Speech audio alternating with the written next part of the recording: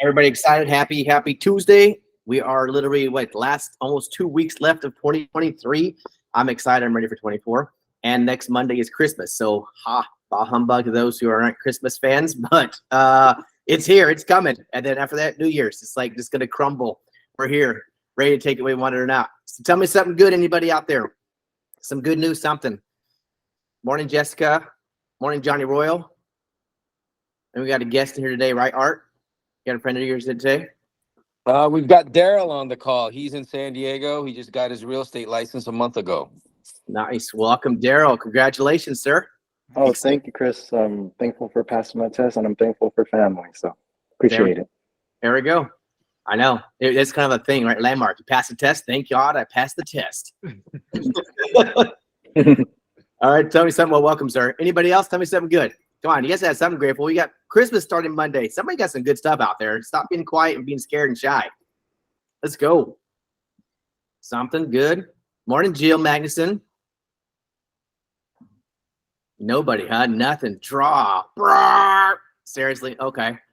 All right. Well, the sun's out. I guess we're alive. That's good news. And outside. Dylan, I know you guys.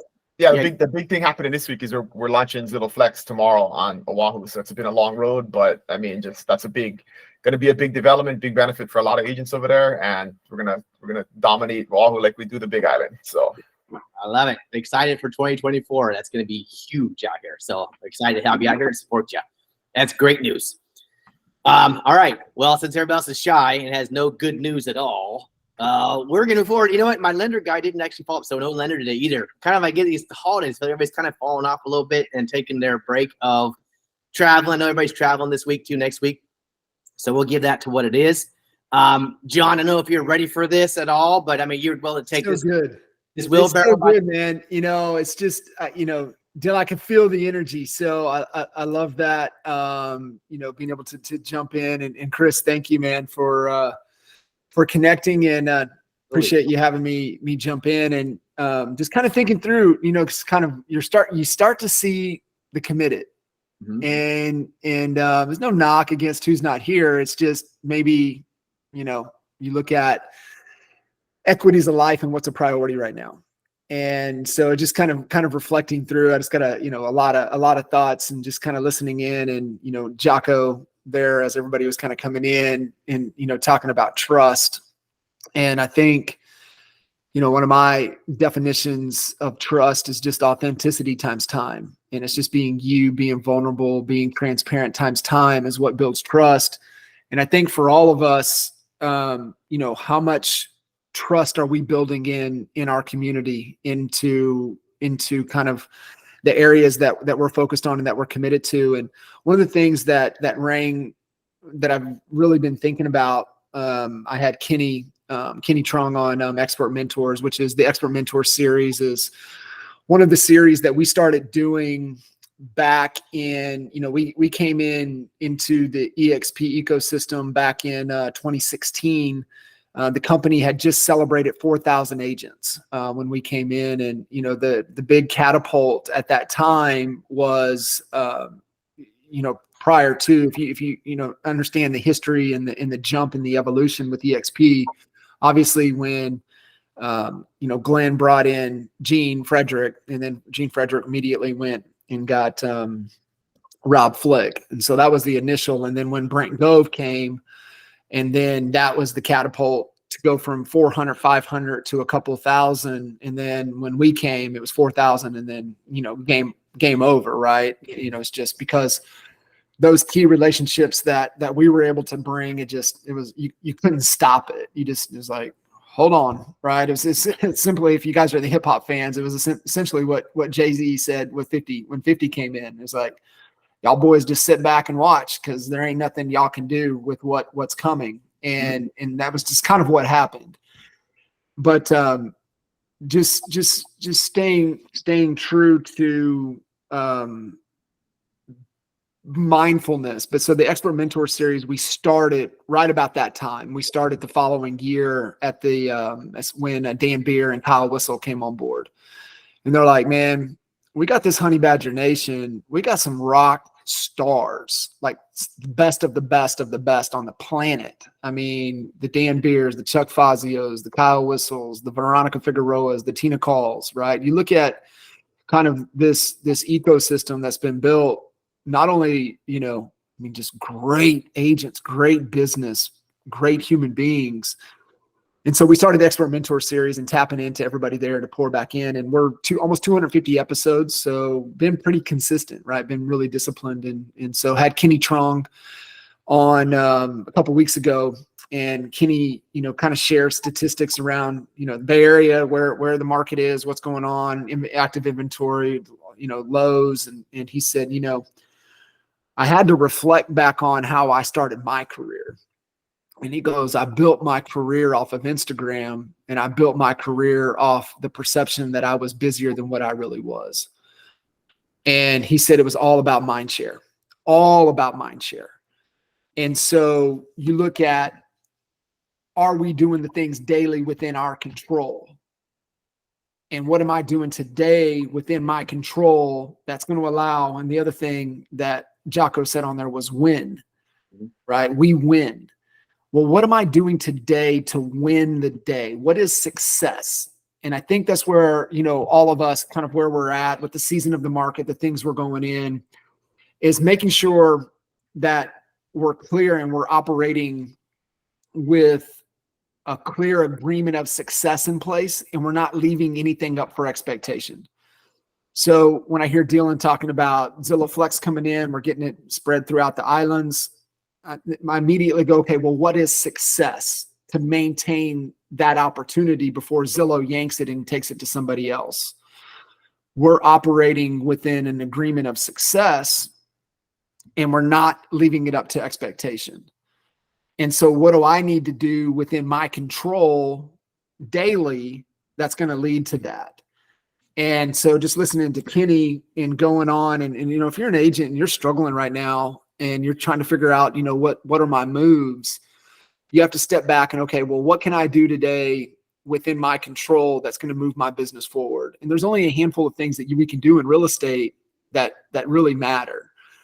And it's leads, right? So businesses comes down to traffic, it comes down to conversion, it comes down to fulfillment. And most of us on here, we got the fulfillment thing taken care of, especially when it comes to buyers and sellers, right? We can help them get their home positioned right in the market and get the most amount of money, help them achieve their goals, get them to the closing table, do the same thing, navigating, you know, best terms, what's their objectives. We know how to be consultative. We can fulfill. So with real estate agents, it really comes down to traffic and it comes down to conversion. We can get the fulfillment. Like there's terrible real estate agents that can sell houses. So really we want to say, where is our biggest constraint? What do we want to focus on? Let's focus on traffic, right? Creating traffic.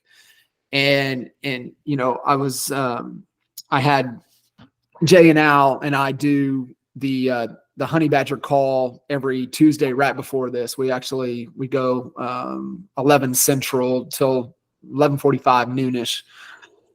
And I've got Jay on Expert Mentors tomorrow to end the year, because the last Wednesday we just do a highlight show for the year. But so I've got Jay on and to kind of end the year, and we were talking, and I said, you know, because we're talking about all of these new agents coming in, young agents. And I kind of smile because, you know, my daughter's getting licensed. I mean, she's 19, she's getting licensed, she's getting into the business. Jay's son is, you know, Braden does a lot of the Funnel Fridays, a lot of the training for Honey Badgers. But his other son, Carson, he's licensed, getting into the business. Then you look at Al's kids, you know, Matthew just turned 18. His oldest son's 19, 20, just getting into the business. And I'm like, we got all our damn kids, man. I'm feeling a little old, but we got our kids coming into the business. And I'm like, you know, if I could teach them one thing, besides being a great human being, what's the other thing that I could teach them? And I think the thing to teach them is to be a great marketer. It's never the best real estate agent that wins. It's the best marketer that wins. Yep. And if you can become world class and have an obsession around marketing and just becoming a world-class marketer, understanding direct response, understand, brand, understand, hook stories, offers, you just every concept that comes, ICP, what are all the channels, just everything marketing related. You're going to pick up how to be a real estate agent. Just be a good human being, especially if you're working with buyers, make a friend. Really, you want to work with buyers, just be a friend. You're going to be a great agent. But if you can just focus on obsess with marketing, you can withstand any storm. It doesn't matter what the market's doing. It doesn't matter what BS regulations are out there. It doesn't matter who's trying to control what story, trying to control what narrative. That stuff doesn't matter.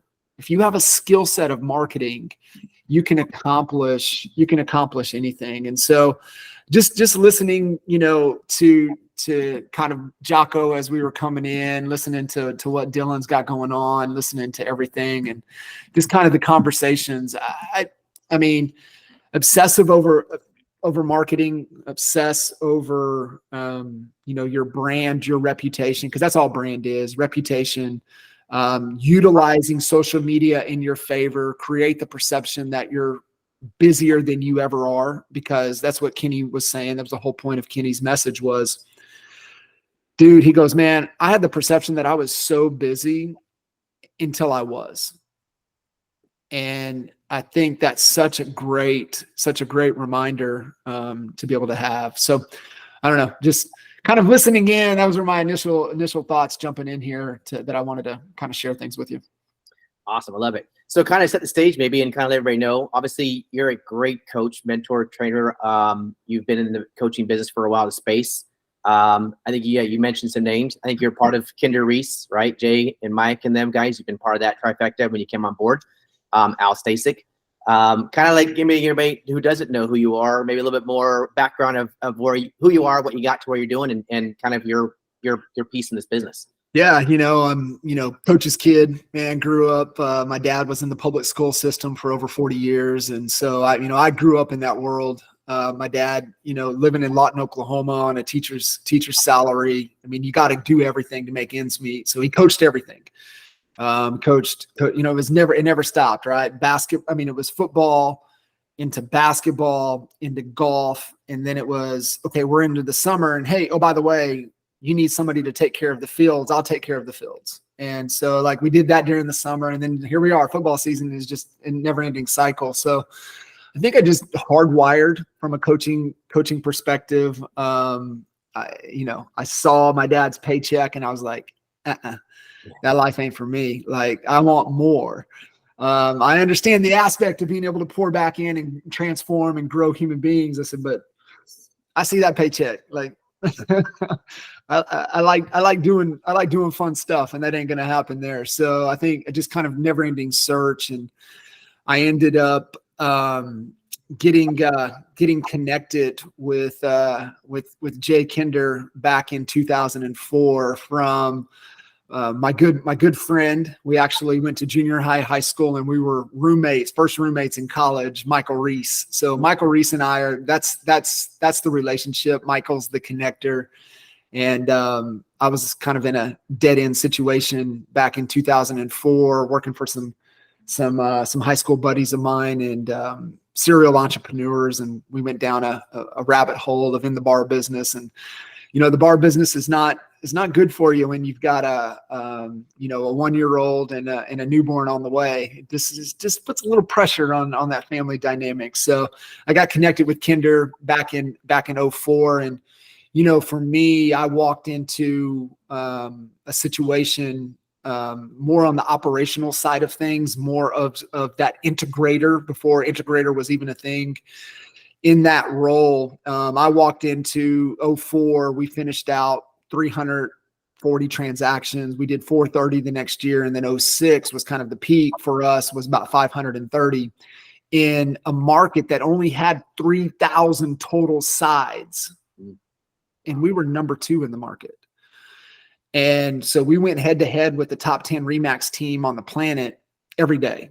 They were not only our number one competitor, but they were our enemy. And like, we went to battle with them, and like, they were in our sights. Like, we wanted to destroy them. And so that's what propelled us. And that was the fuel for us to push and do what we did. And, you know, we learned a lot being in a small market like Lawton, Oklahoma. Average sales price about that time was about 115.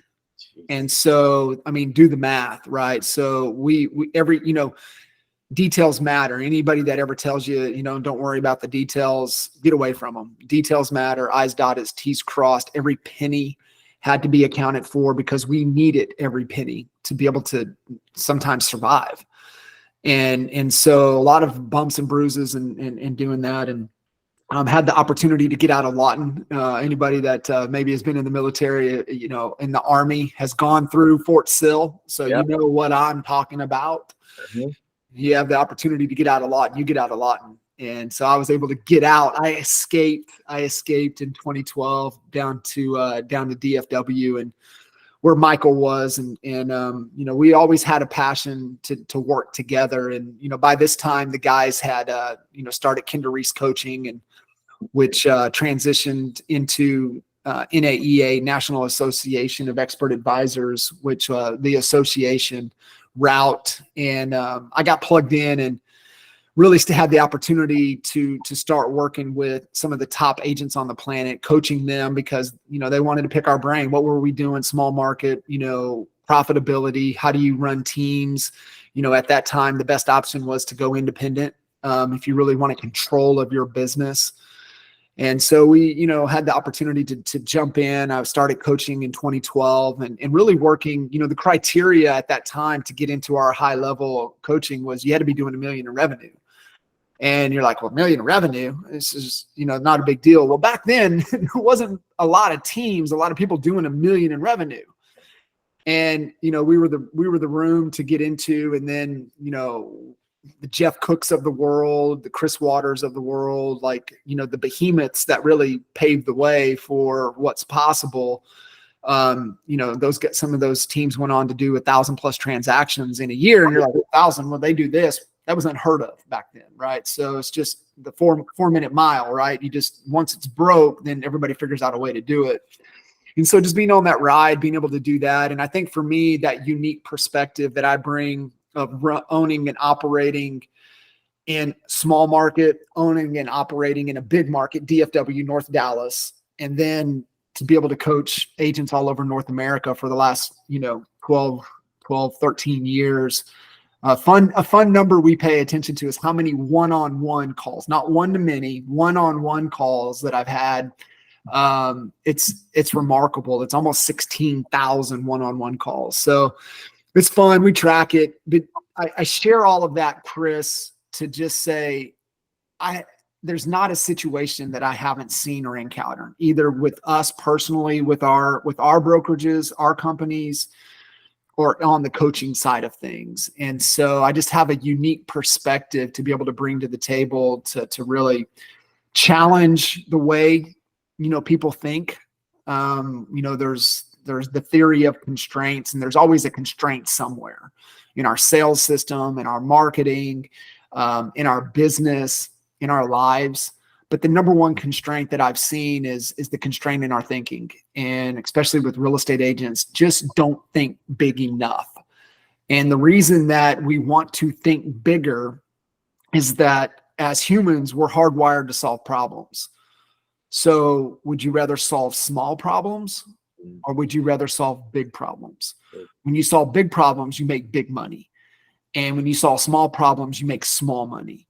And so the constraint that we all have is we're not thinking big enough. And I would challenge you, if you had to, you know, not Cardone it, but if you had to 10x your goal. And so you look at Dylan, he has a target and he says, you know, hey, this is our target for 24. And I said, well, if you had to 10x that, how would you do it? And that just changes our thinking. And once we change that thinking, and now I throw that challenge, Dylan ain't gonna be able to think any different now. Because if he had to, and then now this is where mental models and thinking comes into play. is that, Dylan, do you have kids? I do. I got 2 boys. So Dylan, you're going to lose your 2 boys if you don't 10x your revenue in the next 12 months. Do you believe Dylan would figure out a way to do that? I would. Absolutely, he would.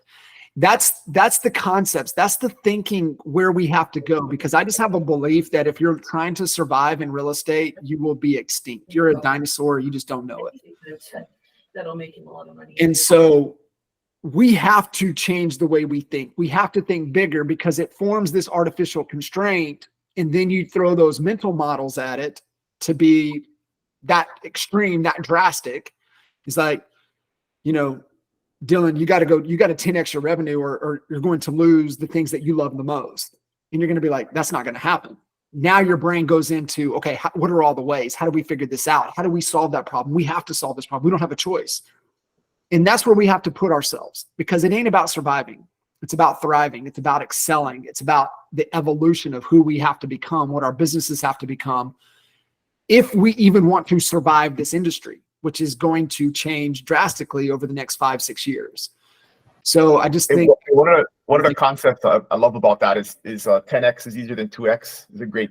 But we actually had that on the reading list. But if you evaluate your business, if you wanted to double your revenue, there's probably like 25 things you could do, and you could try all of them. If you wanted to 10x your revenue, there's probably only 1 or 2 things you can do. So if you think really hard about that, it's actually easier to 10x than it is to 2x, because there's a limited number of things that make that possible. Yeah, I love that. And Dan Sullivan. So definitely, his concepts, and that is a fantastic book. And so I highly recommend that. His other 2 books, actually, my number 1 book recommendation is The Gap and the Gain. And that's his second big book, right? Dan Sullivan, Strategic Coach. You look at all the great entrepreneurs out there, they've all gone through his program. They've all gone through Strategic Coach at some point. They've devoured and gone through and worked with Dan Sullivan in some capacity. And so he's had these concepts for decades. And then, the first one that opened me up was Who Not How, which is another one of his concepts. And so, consuming anything that him and Ben put out is paramount, but The Gap and the Gain is key. And I love that. And Dylan, you need to push that. You need to push on everybody. Man, you're just thinking too small. 10x, it's easier because you narrow your focus to 1 or 2 things instead of, like you said, the 25 to 30 things. It's like, what's that one thing? And that's what Jay and I were talking about. And I was like, a new agent getting in, man, if they just consumed and became obsessive about being a great marketer, world-class marketer, they can do anything. And I think that's just a great recommendation. So yeah, man, thanks for sharing that.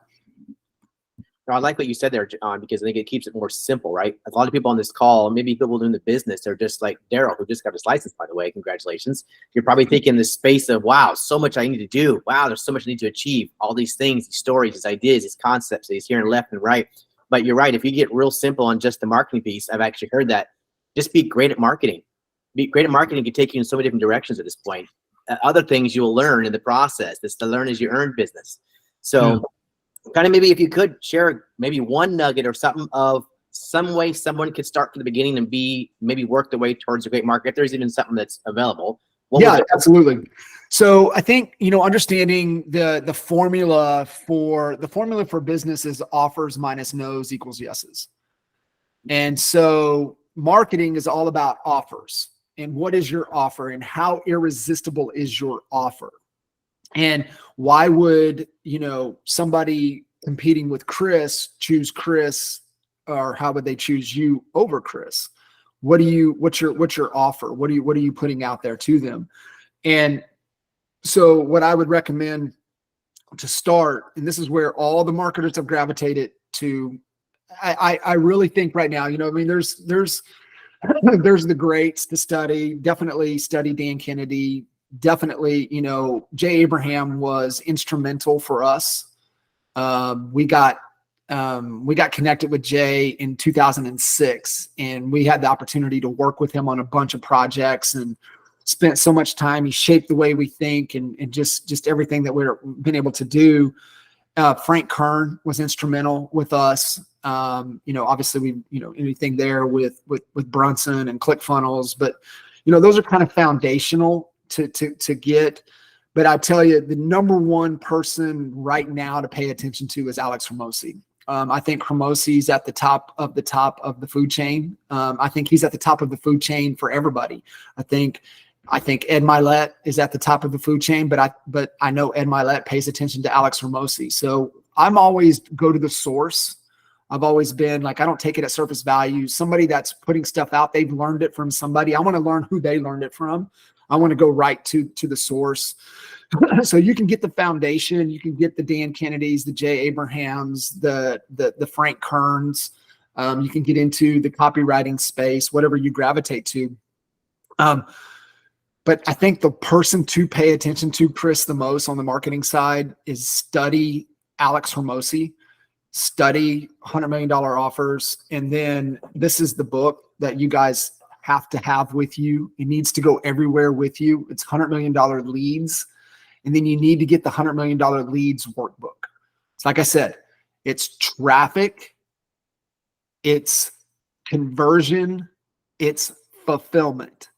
But it doesn't matter if you're not getting traffic, because you got to get offers and you got to have people telling you no to get to the number of yeses. So you have to look at, Chris, is like, what's your goal? Like how much money do you want to make? How much is every transaction worth? And so how many transactions do I need to be able to hit my financial goal? And then it's like, okay, well, if I need 20, 25 closed transactions to hit my financial goal for this year, then it's like, okay, and this goes back to reverse engineering, because we have to remember something. It is easier to figure out a maze when you start at the end and you draw the line back to the finish than it is at the beginning, than it is starting at the beginning to go to the finish. It is easier. Like find a maze and do that. That's the same thing with our goals. That's the same thing with our business. That's why we have to start with the end in mind. And so that's why we always start from a consultative standpoint. It's like, what's the goal? What are we trying to do? Where do you want to go? What's the objective? What's the objective for you as a real estate agent? What's the objective for you as a buyer? What's the objective for you as a seller? What's the objective for you as an investor? What are your goals? What are you trying to do? Because we can't help you until we know what that is, and then reverse engineer. So for you as an agent, it's always a financial target. You're in business. The number one goal of your business, Chris, has got to be the vehicle that gets you to freedom. And everybody's definition of freedom is different. I like to break apart freedom into two things. What is my number? Meaning, what am I using my business as a wealth creation vehicle to get me to what? And I had the opportunity to work with a lot of agents over the last 20 years. There's nobody that told me that they wanted to be 82 years old still showing properties. Not one person. And so at some point, we want to get paid. And right now, if we don't, we're dancing bears. Meaning if we don't dance, we don't get paid. And at some point, we want to stop dancing, yet we still want to get paid. So the beautiful thing, like with an EXP, is it provides a revenue stream to where you got to maintain it, you got to nourish it, but you don't always have to dance for it. And that's with RevShare. Then there's other traditional real estate wealth building vehicles that we want to leverage our business that's producing cash to be able to invest in these other vehicles. So you really need to look at your business. And even if you're an agent on a team, it's still your business. And you're looking to run your business like a business, which means you have a profit responsibility to your business. And it's real simple: revenue, expenses, profit. You've got to establish a profit number. And if you struggle with the math, the dollars, there's probably 3 really good books that I would recommend. And this is where, Chris, I see a lot of agents that run in. This is where they struggle with this first, right? Yeah, you got to be a great marketer, but you need to know the math and you need to know the dollars. The first book that I would say is The Psychology of Money. I think that's one of the top books to consume, to get into, get the nuggets you need out of there to understand. And I think it's Morgan Housel, I think, is the author. But what he talks about in The Psychology of Money is that we typically view money, and he said you can pinpoint it to almost the date you were born. And you got to think, when were you born? When did you grow up? And so I look at like my dad, right? My dad, this is why Who Not How is such an important book, because you look at our parents and our grandparents. When were they born? When did they grow up? They grew up in Depression, right? So, I mean, every penny mattered. Everything, like, you had to do everything yourself. That's just not the case anymore. But it all really comes down to when you were born. And it's like my dad would always, ask me, he's like, well, what are gas prices down there? I'm like, Dad, I don't know. And I don't care. Like literally, I don't care. I just go gas up when I need to gas up and I go. I don't even look at the price. And he's like, well, why not? You need to be paying attention. I'm like, Dad, because it doesn't matter. Are you going to tell me that you're not going to pay it because it's 2 cents higher? Like, really? And so, but that comes back to the psychology of money. So I think understanding the psychology, the relationship that you have with it. I think the next book that is really important, especially for solo agents and trying to kind of figure this out, is Profit First, Mike Macklowitz, and understanding, you have certain buckets, certain things, ways that the money, way you look at it. Profit first, you pay yourself first. There's great percentages of your revenue goal, what you should be taking personally, what should go to run your business, and what should go to profit and taxes. So he breaks it down, right? Gives you a system, gives you a framework. And then if you're ready to kind of take that next step and you're running a team, you're running a business, you're running an organization, Greg Crabtree wrote a book called Simple Numbers, Straight Talk, Big Profits. And he was a former IRS auditor that was a CPA that targeted small business. So he's a CPA for small business entrepreneurs. And so he wrote the book for small business entrepreneurs. And the reason, Chris, that I give that in that progression is, one, you got to have the mindset first or it's not going to matter.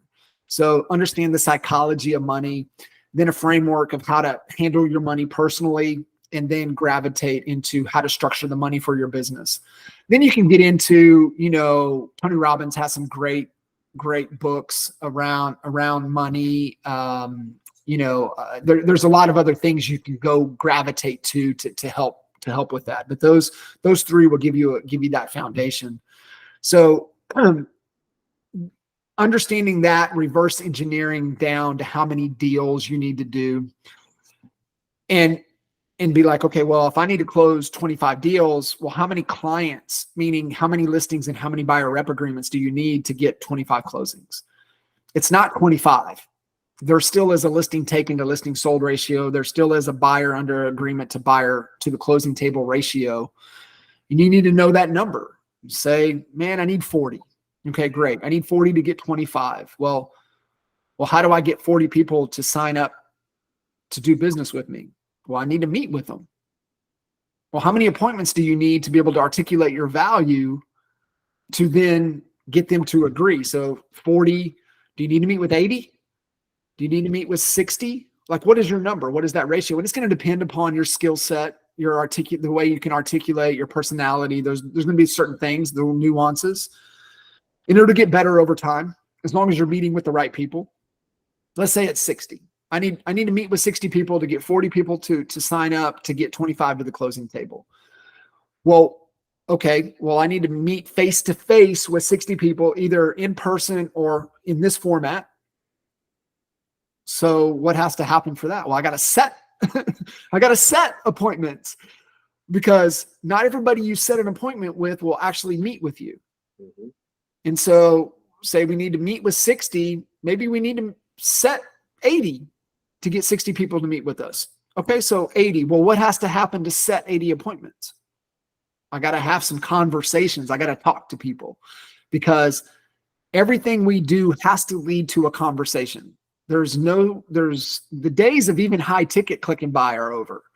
The only thing that people are clicking and buying is groceries and Amazon. Other than that, they want a conversation. They're going to have a conversation. And so, okay, well, I need to meet with 80 people. Well, how many conversations do I need to have to be able to meet with 80 people?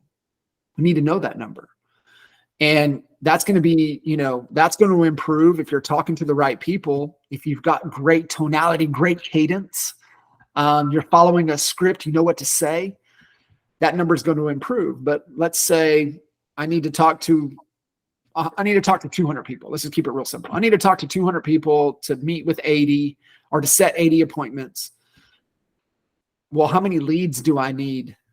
How many opportunities do I need to talk to 200 people? And that's where you have to figure that out. And that's where becoming a great marketer and understanding, people that know you, like you, love you, trust you, you're going to get to a conversation quicker. People that are consuming your content on social media, that have that relationship with you before you actually talk to, is important.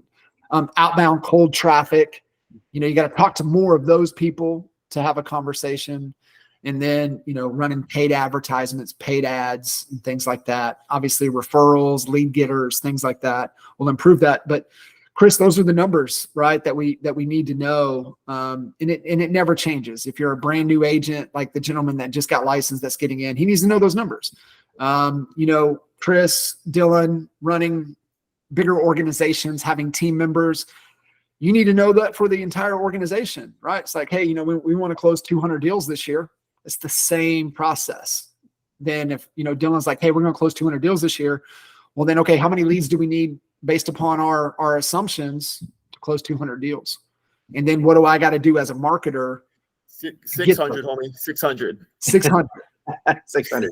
600. I love it, brother. Love it. That's what we're doing right now. I'm setting up for business planning for everybody. We're going to do 6 sessions in 6 different locations, and we're going to compile everybody's goals up and know exactly what the overall team goal is for next year. So I love it. I love it. It'll be more than 600 next year. And here's a new book I'll recommend, and it was a great reminder. And Dylan, I don't know if you've grabbed a copy of this yet, but it's Patrick Bet-David's new book, Choose Your Enemies Wisely. Ooh. Choose Your Enemies Wisely. And not yet, but I read his first one and it was awesome. So I'm definitely going to read the second one. Yeah. Get Is this it out? one. I know he was like promoting it. That's coming out. It dropped December the 5th. Okay, awesome. You geek out a little bit when book drop dates, right? It's like what movies I know when a book's coming out. I can tell you those drop dates. But it's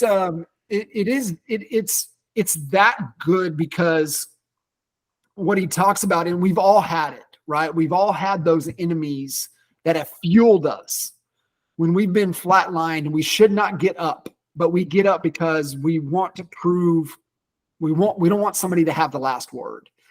But he talks about or saying, I told you so. But choose your enemies wisely. It's not just choose your enemies, but choose your enemies wisely.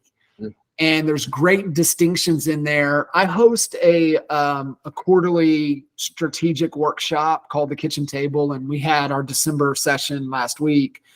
And I have a longtime client that's in Norman, Oklahoma. He's the top KW agent. He's still at KW. He's the top KW agent in the state of Oklahoma. He's got a sweetheart deal. Like they handcuffed him in. Like he ain't ever leaving. He's got that sweetheart of a deal. And he just had his top 3 agents leave him. Mm. And we call those early. He got some early Christmas presents. Yeah. And he's grateful because in a team environment, if you can get a good team member 5 years or a little bit longer, that was a great relationship. That was a great team member. Time for them to, it's time to graduate. And I think when team members leave, it's either a graduation or a divorce. And I would rather have a lot of graduations than a bunch of divorces. And they hung with him for a while. I think he could have let him go. But the problem with those models, right? We were Caldwell Banker. Michael was KW. Is that when you're running teams, it's hard for them to graduate somewhere to where you still have upside. And that was one of the beautiful things that we loved about EXP is that we could graduate our agents and they still stayed connected with us. And you don't understand that until you run a team and you lose team members. You don't understand that doesn't make any sense to you. And so he had some Christmas presents and we were talking about choosing your enemies wisely. And he felt that he had to make them his enemy. And what David talks about is that if they are below you, that is the wrong enemy. You need enemies that inspire you, that give you energy. They don't rob you. And if you're already ahead of them, they're not your enemy. And he gives some great examples in there. He really talks about Tom Brady. And, I think everybody knows who Tom Brady is. And, 198, his enemy coming into the league was the 6 quarterbacks drafted above him. And he wanted to make sure that he dominated all 6. And he did. And he started winning Super Bowls.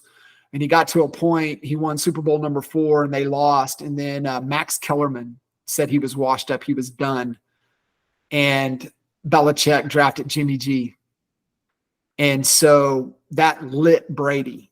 So Jimmy G, Belichick, Max Kellerman all became his enemy to prove him wrong.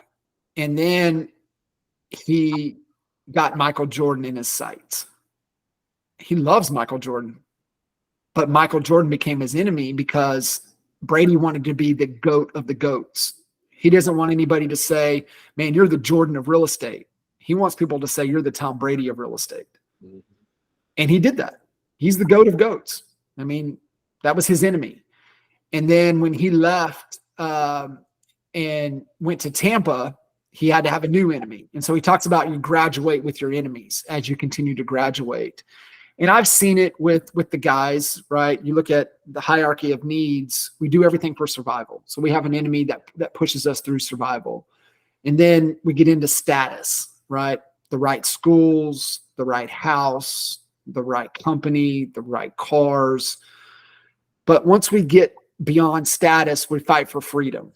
And so we typically have an enemy that helps us get into freedom.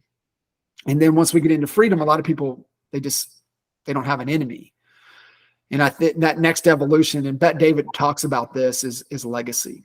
And so once you reach financial freedom, once you reach your definition of freedom, which is math is one component, the other component is living your perfect day. And it's a fantastic exercise. Chris, you can probably pull, we got the concept from Frank Kern, and it's, there's a 7-minute YouTube video when Frank was still in his surfer long hair days. And it's, talking about the perfect day.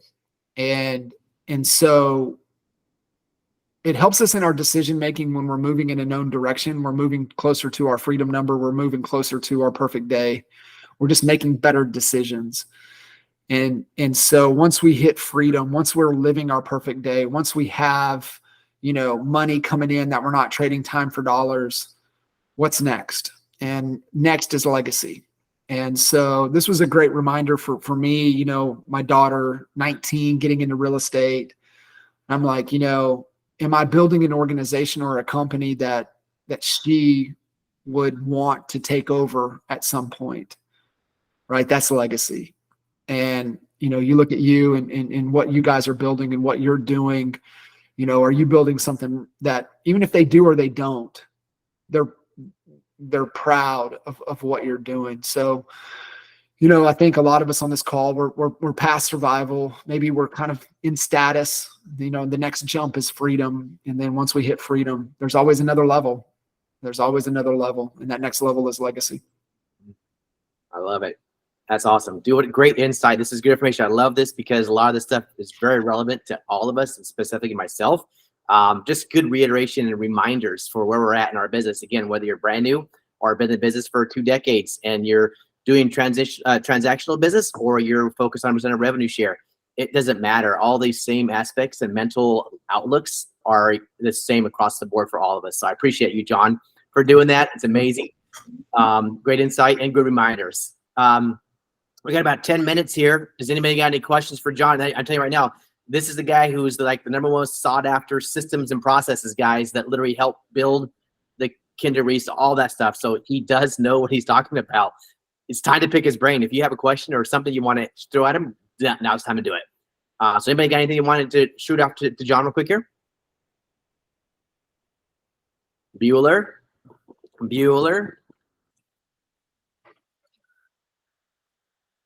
All right. Well, There's got to be questions. There's gotta be. You know, so it's either questions or constraints. mhm. And the way to think about constraints, so I'll give you kind of this mindset that we go through, my team goes through, we do it on a weekly basis. And so even everybody on my team, you know, marketing team, sales team, operations team, everybody has a goal. Everybody has a goal. And so we look at this on, obviously we set the targets for the year, we break it down to the quarter, we break it down to the month, we break it down to the week. And we look at it week over week. And we're either hitting the goal or we're not. And so you have to look at it and that's the question. It's binary. Are you hitting the goal, yes or no? There's no in between. It's either yes or no. If the answer is yes, guess what? You get to increase the goal. And I don't care if you increase it 1%, 2%, 10%, 200%, you have to increase the goal. And then guess what? You're no longer hitting the goal. Now you get over here on the path where growth happens, and this goes back to what I was talking about with the theory of constraints, is that, okay, I'm no longer hitting the leads required or my conversion required or my conversation required. Remember, we're more concerned about the things within our control than we are the number of closings at the closing table. That's just a result. We want to exhaust our energy and our effort. We wake up, we go to sleep thinking about what am I doing within my control to move my business forward? And there is a constraint. I promise you, you are not hitting the goal in some area of the number of leads, the number of engaged leads, the number of conversations, the number of appointments set, the number of appointments kept, number of face-to-face conversions. There's things that I promise you, you're not hitting the goal somewhere. So there is a constraint. So how do you remove that constraint? What are all the ways to remove that constraint? And then what are we going to try this week to remove that constraint? And then at the end of the week, did we make progress? Are we moving in the right direction? Are we going to hit that goal? Is it just a matter of time? We're moving in that direction. If the answer is yes, keep doing what we're doing. If the answer is no, okay, what do we need to try? What do we need to test? Who do I need to talk to? Who can help me with this? And that's where our brains have to go. And it's theory of constraints. It's having a mental model of, am I hitting the goal? I'm not. If I am, yes, increase the goal. Now I'm not hitting the goal. Okay, where's the constraint? What are all the things that we can test to try to overcome to now where we're hitting the goal? And that's just the framework. So the only reason that you don't have a constraint is that you're not doing anything. Period. Yeah. Like if I say to you, Chris, what's your biggest constraint? Like, some people are quick on their feet. They know it. Some people need to reflect for a second. I'm more of a reflective guy. Give me a sec. Let me think about it. But come back to me. What is your constraint? And the only reason you don't have a constraint is because you ain't doing anything. Period. That's the number one indicator. When you tell me you ain't got no constraints, then I just know you're not doing anything. You have no desire. You have no goals. You have no aspirations. You're on cruise control. And I just believe you're either growing or you're dying. And comfort and complacency is not growth. No. 100%. I agree. I love it. That's like maybe a left hook, right hook, uppercut punch. I love it. I mean, seriously. I mean, it is what it is. I love the raw, straight up authenticity here, John, because it's truth. I mean, we're here to help people grow and to get out of their comfort zones. I'm the first person to tell you that I had to get out of my comfort zone. And like the last 2022 and 2021 was comfort zones for me. Yeah. That was the gut punch. So now it's time to light fires under your ass and get some stuff going and find out those constraints. I love it. If you don't have constraints, you need to go get some, which means you're not doing the work. It is. It's push, and to the point, and Dylan, I would throw this in as I see the 24 business planning up there. Is that I would recommend for everybody to get a copy of Bet David's book. It's about the whole Choose Your Enemies Wisely is a business plan book, and it is. He breaks down his 12 principles, logic, emotion, how you marry the two together, the difference in an enemy and a competitor. A competitor is logical, an enemy is emotional, and he talks about bringing those together. And it's the missing component, and it's probably the number one component of a successful business plan, and is having that enemy that's going to spark you, because there's going to be days that you don't want to do something. There's going to be weeks when you don't want to do something. There's going to be months when you don't want to do something. But if you've got the right enemy, you're going to do it. You are going to do it. And so I can't recommend that enough. Get a copy of his book, apply that.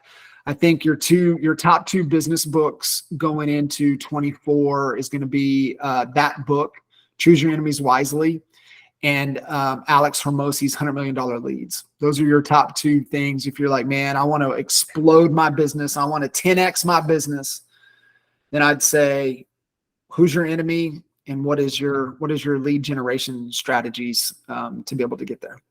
I love it. Well, I guess next month's book of the month will be the Patrick Bet Davis book, Choose Your Enemies Wisely.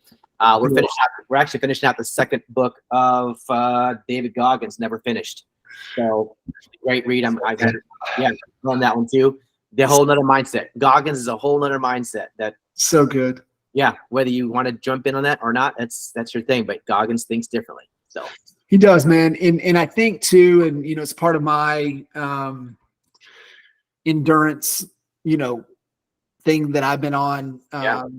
And it's just because, we're made by hard things. And when you do hard stuff, the trivial things don't seem so difficult, right? Like cash flow situations, having conversations, having difficult conversations, talking to other people. It's like, it's nothing when you do hard things. And we've all been through hard stuff. And in Goggins' books, give you tools, give you frameworks to be able to get through anything tough. Yeah, he went through what he went through. And I think that everybody has a story, right? We can match up stories all day long. Everybody's got them, and it's relative from 1 to 10. However you feel it's 1 to 10 in your life. It's all relative. Yeah. But the stories do make you stronger. Going through the processes make you stronger. So going through severe times makes you stronger, period. And you have that callus of life that you could succumb to anything at that point. So awesome. John, amazing. I love this stuff. Well, I could sit here and talk for 2 hours on this matter. Me too. Wave hi, you guys, to Chris and the crew. Oh, there we go. Say hi to the crew. What's up? Man. Hey, We're logging off. We got to get started. There Thanks, you guys. go. It's awesome. We'll see you. John, I appreciate you guys. Thank you so got it, much. Chris. I wish you the great rest of the year and New Year's, you and your family. And hope everybody took some notes of this. This is all recorded, so back on the page. So thank you so much, John, for your time. I really appreciate it. Thank you. See you. All right, everybody, have an amazing rest of your week, and love you all. Just FYI, keep in mind, hopefully you got the message about the changes in 2024 starting January the 2nd. These meetings and the events for the week will change. So it's been sent out in a newsletter. I sent it out in a text video the other day. So yeah, just keep in mind, those will be changing. Everything will be just on Tuesdays moving forward in 2024. So it won't be the Monday through Friday any longer. Everything will be done Tuesday from now on. I'll put out another email, and I'll put out another video to everybody just to give you a reminder, but it doesn't start till January the 2nd. So, and next week too, we'll be off for the week because it is Christmas week. So until then, you all have an amazing week. Have a Merry Christmas. Merry Christmas. Love you all. I Thank appreciate you guys. Yes, Jessica, got a question. Go for No, I smashed the wrong button, and I'm sorry. it. No worries. We like it. It's like the game show. All right. Awesome. All right. I love you all. Have an amazing day. Go out and crush it. And happy holidays. Merry Christmas and New Year's to you all. All right. Love you guys.